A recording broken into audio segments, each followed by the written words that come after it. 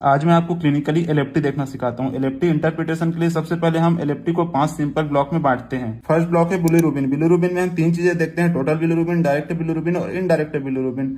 Direct bilirubin जिसे हम conjugated bilirubin कहते हैं, यानी जिसे लीवर ने प्रोसेस कर लिया है।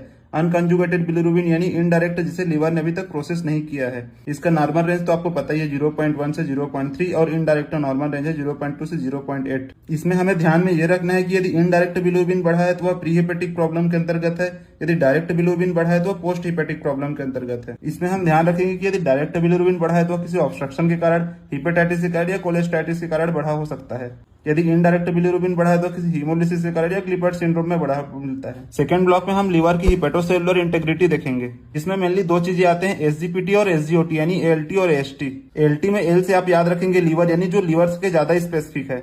एसजीओटी जो लीवर स्पेसिफिक होने के साथ या हार्ट और मसल स्पेसिफिक भी होता है।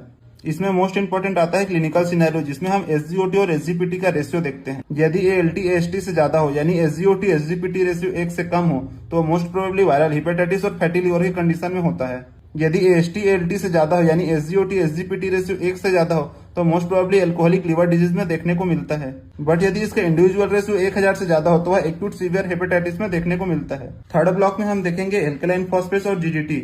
एल्कलाइन फॉस्फेट किसी भी प्रकार का ऑब्स्ट्रक्शन बताता है जो बिलियरी या बोन रिलेटेड हो सकता है। जीजीटी जो लीवर स्पेसिफिक होती है, यदि इसका रेंज 2 गुना से ज्यादा बढ़ जाए तभी हम इसे सिग्निफिकेंट मानते हैं। यदि इंडिविजुअल एल्कलाइन फॉस्फेट बढ़ा हुआ होता है तो मोस्ट प्रोबेबली वह बोन प्रॉब्लम की वजह से, एंड एल्कलाइन फॉस्फेट के साथ यदि जीजीटी बढ़ा हुआ होता है तो मोस्ट प्रोबेबली वह लिवर बिलियरी ऑब्स्ट्रक्शन के कारण होती है। बट यदि जीजीटी बढ़ा हुआ होता है और एल्कलाइन फॉस्फेट भी बढ़ा हुआ होता है किंतु जीजीटी का रेशियो ज्यादा हो, तो वह मोस्ट प्रोबेबली अल्कोहल कंजम्पशन की वजह से होता है, जिसे हम एक्यूट लिवर डिजीज के अंतर्गत देखते हैं। एंड फोर्थ ब्लॉक में हम देखते हैं एल्बुमिन और पीटीआईएनआर। एल्बुमिन सिग्निफिकेंट होता है क्रोनिक लिवर डिजीज में और पीटीआईएनआर सिग्निफिकेंट होता है कोआगुलेशन फैक्टर सिंथेसिस में। यदि एल्बुमिन का रेंज कम हो जाए तो वह सिरोसिस, क्रोनिक हेपेटाइटिस की कंडीशन में, यदि पीटीआईएनआर का रेंज बढ़ जाए तो सीवियर सिंथेटिक फेलियर में देखने को मिलता है। एंड 5वें ब्लॉक में हम अमोनिया देखेंगे, जो रेयरली रिवल फेलियर की कंडीशन में बढ़ा देखने को मिलता है। इसका समरी हम इस प्रकार से देख सकते हैं, यदि इनडायरेक्ट बिलीरुबिन बढ़ा हुआ है तो हीमोलाइसिस या क्लिपर्ट सिंड्रोम की कंडीशन में, यदि डायरेक्ट बिलीरुबिन बढ़ा हुआ है तो और किसी प्रकार का ऑब्स्ट्रक्शन जैसे स्टोन या ट्यूमर की कंडीशन में,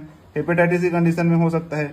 एएलटी एएसटी से ज्यादा हो, दोनों बढ़ा हुआ हो तो वायरल हिपेटाइटिस की कंडीशन में, जिसका रेशियो 1 से कम होता है। यदि एएसटी बढ़ा हुआ होता है, एएलटी से ज्यादा होता है किंतु, तो वह एल्कोहल हेपेटाइटिस की कंडीशन में, जिसका रेशियो 1 से ज्यादा होगा। यदि एल्कलाइन फॉस्फेट बढ़ा हुआ है विद जीजीपी बढ़ा हुआ है तो मोस्ट प्रोबेबली ऑब्स्ट्रक्टिव जॉन्डिस की कंडीशन में या कोलेस्टाइटिस की कंडीशन में हो सकता है।